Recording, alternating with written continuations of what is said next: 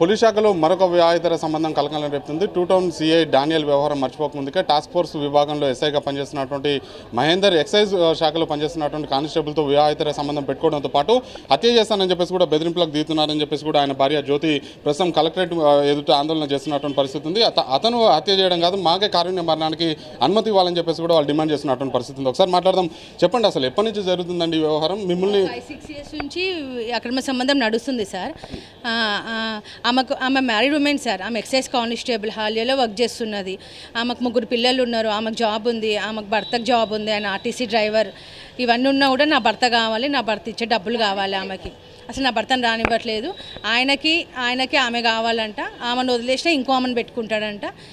అసలు మా గురించే పట్టింపు లేదు సార్. అసలు మా మీద ఎటువంటి ప్రేమ లేదు. మమ్మల్ని డైవర్స్ తీసుకుని పొమ్మంటున్నాడు, లేదా చంపేస్తాను. రివాల్వర్తో బెదిరించాడు. నేను ఎక్కడుంటే అక్కడికి వస్తుంది సార్. ఈమె అసలు భరించలేదు. నా భర్తతో నేనుంటే ఈమె భరించేసారు. ఎక్కడుంటే అక్కడికి వస్తుంది. నైట్ 8 o'clock 9 o'clock కూడా వస్తుంది. ఆ టైంలో వచ్చి బెదిరిస్తుంది నండి. గుండాలను తీసుకొని వస్తుంది, కొట్టిపిస్తుంది, కొడుతుంది.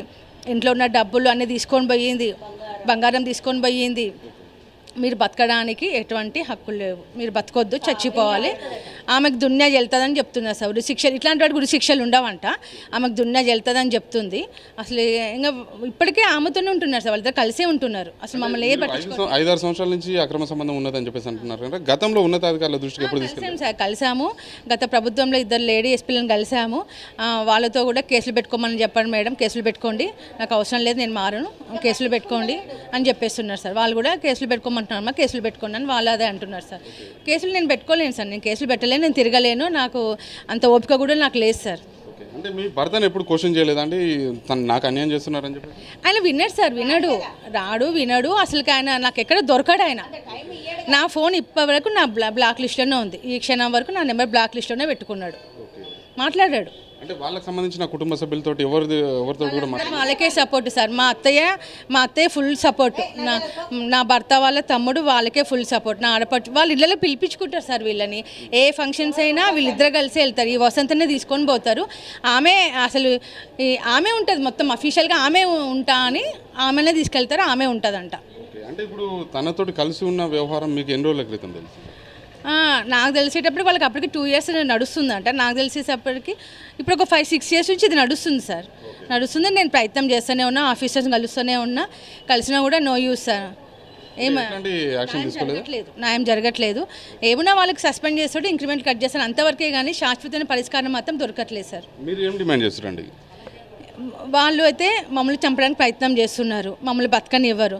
ఇప్పటికే నన్ను శారీరకంగా, మానసికంగా, ఆర్థికంగా నన్ను చాలా నష్టపరిచారు. నాకు బతకడానికి కూడా ఎటువంటి సోర్స్ లేదు.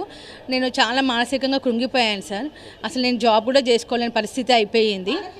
నేను చాలా మానసికం అయిపోయాను.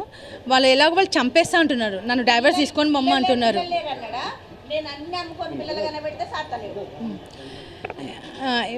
వాళ్ళు ఎలాగో చంపేస్తామంటున్నారు. వాళ్ళ చేతులతో చచ్చిన దానికంటే నాకు మెర్సీ కిల్లింగ్ పర్మిషన్ ఇచ్చేయండి, నేను చనిపోతాను. అంటే వసంత ఇప్పుడు మీ భర్తతోటి వివాహేతర సంబంధం పెట్టుకున్నాను అని చెప్పేసి అంటున్నారు. వసంతకి ఇంతకుముందుకు వివాహం జరిగింది అంటున్నారు. తన భర్తకి విషయం తెలుసా? ఆయనకు తెలిసిన ఆయన రెస్పాండ్ అవ్వట్లేదు సార్.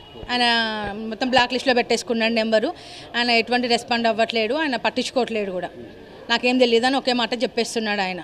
చెప్పాం, వాళ్ళ చుట్టాలకు అందరికి చెప్పాం, మాకేం తెలియదు అని అంటున్నారు. అసలు ఎవరు ఎక్కడి నుంచి మాకు న్యాయం జరగట్లేదు సార్. ఎవరికి చెప్పినా మాకేం తెలియదు ఇదే అంటున్నారు సార్.